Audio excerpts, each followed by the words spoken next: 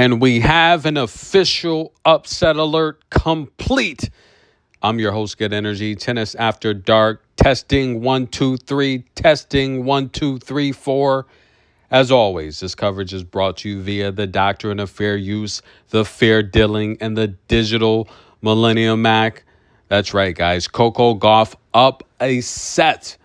Rarely do you see Coco Gauff blow a lead.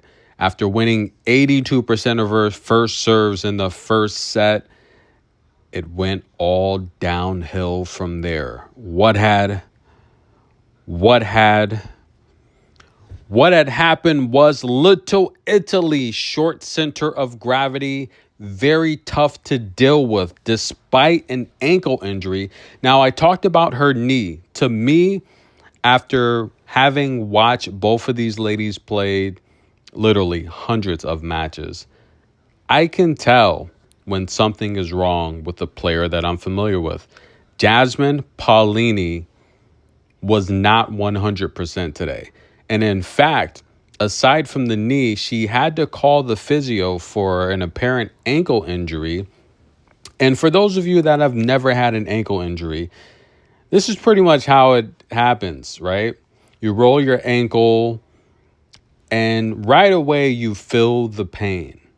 But if you continue to play, that adrenaline just makes the pain go away temporarily. Now, I do know she will feel it tomorrow. In fact, her next match against Veronika Kudermetova, I think that's going to be a tough match. However, guys, she continued to play versus Coco, and sure enough, we saw the adjustments. Now, this is how the match started. Coco Gauff on the offensive, stretching the court, using her deep ball to back Jasmine up behind the baseline.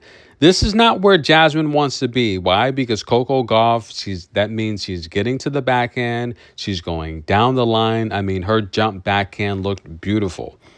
However, as the match went on, Jasmine Paolini is one of the best vertical players in the game. She's great with passing shots, plays a lot of doubles. In fact, she is in the semifinals in the singles and doubles draw with Sara Errani, ladies and gentlemen. Now, listen, as the match went on, she continued to inch her way closer and closer inside the baseline.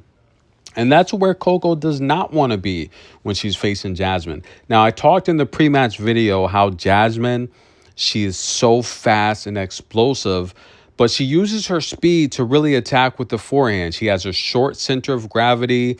And the reality here is her strike zone, it's a lot shorter than a lot of the players on tour. So when she's returning, you're getting a much lower ball. So when she is finding her rhythm, it's going to be very tough to defend. And Coco Gauff, guys, rarely do we see her blow a set lead.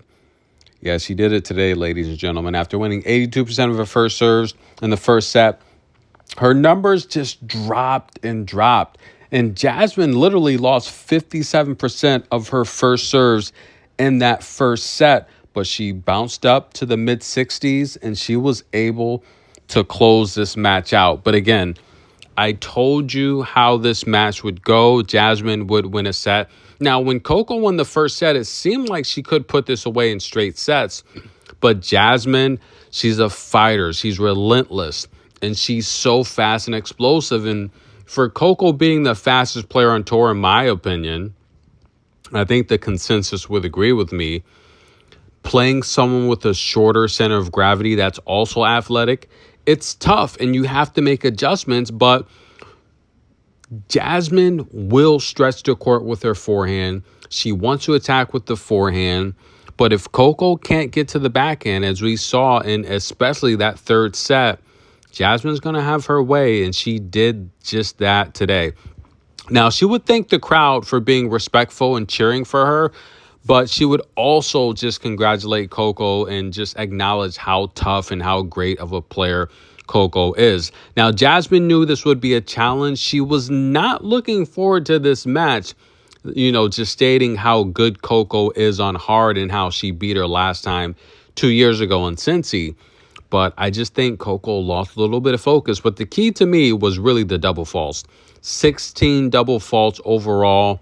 And Jasmine was able to play her way back into these sets, get the breakpoint opportunities, and convert when they mattered. It really came down watching this match. I wouldn't say Jasmine won this match, guys. Now, of course, she's going to advance to the next round, the semifinals. She'll face Kudermetova. But Coco gave this match away, really. The double faults, I mean, the winner differential, you could just take a look here, guys. 22-7, right? Look at the unforced errors there. 62-44. After the first set of winning 82% of her first serves, literally under 60% of points won on serve from Coco. 16 double faults. And Coco's so great of a player, she wins a lot of matches not playing her best. And when we say not playing her best, we're talking about 60% of what she can play. She's still winning titles. We go back the last 10 months, no one's got more titles in the top 10 than Coco, right? She won Beijing, right? She won the WTA finals. She won the United Cup, 2 clay finals back-to-back, Rome and Madrid, and to win the French Open. So she's having a good year, at least, the last 12 months consecutively. We're going to see how she looks headed into New York. Still, I think she has good form. She has good rhythm. This is just a stylistic bad matchup. Now, next up for Jasmine Paolini, she's going to take on Veronika Kudermetova. I think, like I said previously, Veronica's playing the best tennis out of all the ladies left in the draw.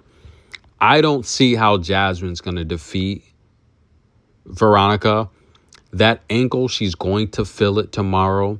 I think she's got knee problems. Early on in that match, I could tell Jasmine could not get proper lift on her serve. She didn't have proper lift on her forehand. The forehand was coming up short a lot.